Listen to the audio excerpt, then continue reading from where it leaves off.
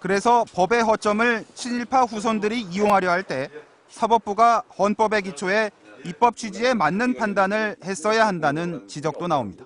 중추원 참이나 그런 것처럼 1948년도 헌법 제정 당시에 바로 친일 행위자나 혹은 또 부일 반역자들의 재산은 이미 실질적인 의미에서 국유로 되어 있었던 겁니다.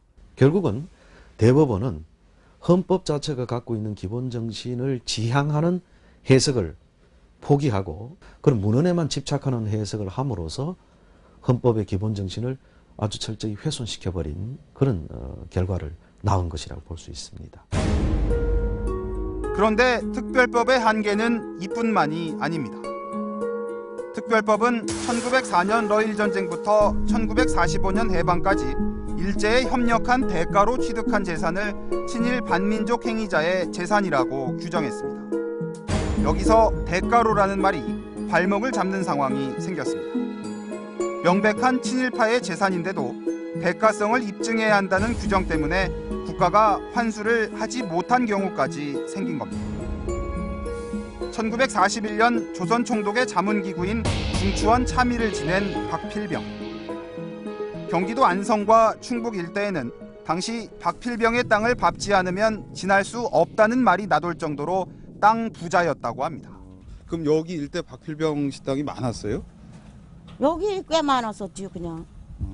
안성에도 있고 여기도 있고 그랬었는데 여기는 저 산이 다 썼어요. 저 산. 지금 저 공장 들어신 산이 다 하고. 저기가 전부 다 박필병 식당. 예, 저기 저 공장 들어신 데 꼭대기고 그거 산 다 써요. 해방 후 60년 동안 후손들은 그 땅 대부분을 이미 팔아 넘겼다고 합니다. 그나마 남아있던 10,000제곱미터 가량의 땅을 친일재산조사위가 환수하려 했지만 결국 실패했습니다. 왜 이런 일이 생겼을까? 박필병이 중추원 참의가 된 건 1941년. 그런데 그의 땅 대부분은 참의가 되기 전인 1930년대에 취득한 땅이었습니다. 그래서 이른바 친일행위의 대가성이 입증되지 않는다는 겁니다. 이 일대가 박필병이 소유하고 있다가 그 후손에게 물려준 땅입니다. 하지만 중추원 참의를 하기 이전에 구입한 땅이어서 친일조사위원회가 조사는 했지만 결국 환수는 하지 못한 곳입니다. 중추원 참의가 되기 전까지 얼마나 많이 일제에 충성을 했겠습니까? 그러한 노력으로 중추원 참의를 41년에 한 거죠. 그런데 이런 부분들을 전혀 법원이 판단하거나 또는 법이 그 부분을 수용하지 못하다 보니까 결국은 많은 그 친일 행위에 분명한 대가성이 있어 보이는 그런 재산들을 국가가 수용하지 못하는 그러한 일이 벌어지게 된 겁니다. 결국 60년 만에 친일 청산마저 무산될 위기에 처하자 김을동 의원을 비롯한 국회의원 15명이 지난 2월 특별법 일부 개정안을 발의했습니다.